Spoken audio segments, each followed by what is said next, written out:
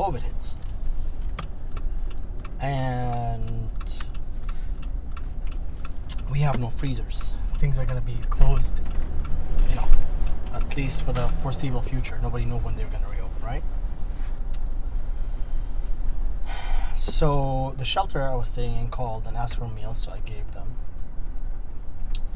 And then I have a friend of mine at a hospital that called and was like, on Monday, like March 16th, I was like, yeah, all the restaurants closed.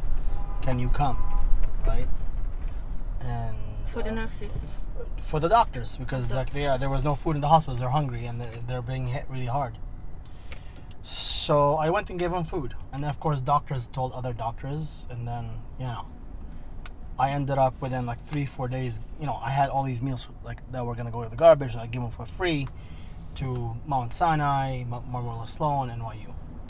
Who picks up the story? Who sees it? Some guy on MSNBC. He's like, come on the show. I'll get on the show. We do this GoFundMe.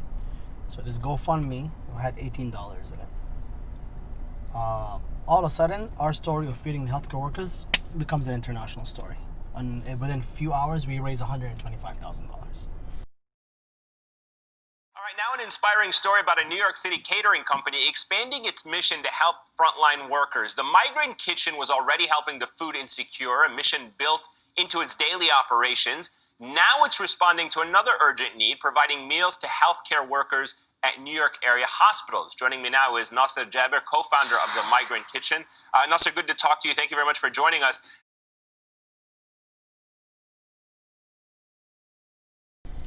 When we use all that money to feed healthcare workers, then we team up with Jose Andres, and then we started feeding the poor people. Then we team up with the city and started feeding the seniors and the poor people. And now we're a company with 100 employees that have fed over 1 million New Yorkers. See, they're picking up our food right now. This is our meals being put in cars. Right? So they're shipping it out. And this is now Chef Brad dropping food. This is all food for tomorrow. This is a refrigerated trailer. Hundreds of thousands of meals go inside here.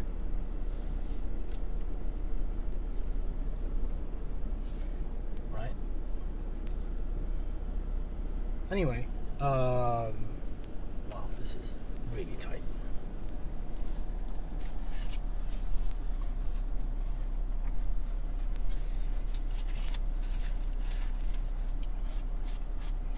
So,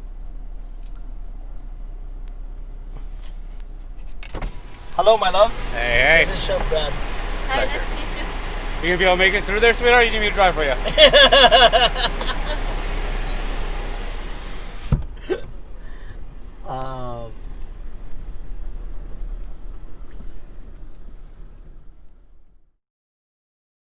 I think around 50% of restaurants are gonna fail. And you think is that an optimistic or pessimistic? That's the most pessimistic view. The most optimistic is 35%, according to the data. Right. Which means rents are gonna go down, dining out is gonna change, the concept of eating is gonna change for a while until there's a vaccine. If there's a vaccine by 2021, it's gonna take them another year to make sure there is data. Mm-hmm. So until 2022, whoever is gonna survive is gonna need a lot of money. So a lot of restaurants are gonna shut down and be gone forever, right? So your model, it's the one that's going to survive. Our model is a little different, where we start doing grab and go, right? Because we are concerned with feeding the poor. So, but we care about good food. So the way that we're going to do it is that we're going to basically every time you buy a meal, you give a meal for free. I guess that's the story. What do you think? I think we need more sustainability in terms of how we eat, how we produce. But unfortunately, being vegan, for example, being vegetarian, and sustainability and healthy access to food is for the rich. Poor people eat McDonald's. It used to be the other way around. Right? Meat was expensive. Well, meat was so cheap, and eating a cauliflower is more expensive. Cauliflower is like $7.99 right now because somebody discovered you can make pizza with it. That's crazy. A lot of these kids, for example, don't have access to school meals. You'll have hungry kids. That's where you are right now. You know, that's a scary thing. I would love if we can feed the children too, because we can. It's a different meal, different nutritions, but we have the infrastructure to execute. My main goal in life is to feed the Middle East, North Africa region, because poverty and food insecurity is a real thing. It doesn't matter your race, gender, religion. It's just across. It's a thing. So, because there is really, economic opportunities that will change, that's gonna like help people out, and let's be very real about it, right? The rich are gonna be richer, the poor are gonna get poorer. That's how it is. There's nothing that's gonna fucking radically change. There's no rosy picture. But if you can provide poor people with food daily in the Arab world, and don't forget that we don't necessarily have homelessness. There is, but it's not like the United States, right? People have homes. So if you provide them with food daily, 3 times a day, where they're eating and they're giving their kids fed, that means whatever little money they make, they don't have to take their kids out of school. They can go savings. They can go shopping. They can do whatever. You know what I mean? Like, there's all these things that can happen if you provide them with food. And that's my goal. We can talk about food insecurity and war all we want. The next wave of fucking refugee crisis is water. And it's coming out of the Middle East. The refugee problem, they just throwing money at the situation. Cool? So one of the ways that we figured out like how to help out is that Turkey is a big food destination.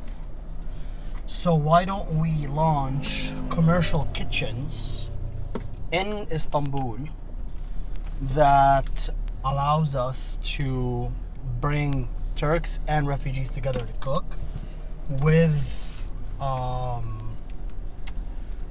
a curriculum to teach them how to launch a food business and open a commercial kitchen, kind of like what you're going to see now, that allows them to scale up. And we said, okay. So I went and got the University of Michigan's curriculum. And then we went and opened up a kitchen in Istanbul. And then we ended up getting a bunch of refugees, women particularly, to work with local Turks. We taught them how to cook at scale.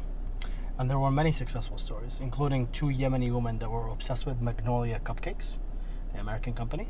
So they started making Arab cupcakes, and now they're selling it all over like Starbucks and all the cafes in Istanbul.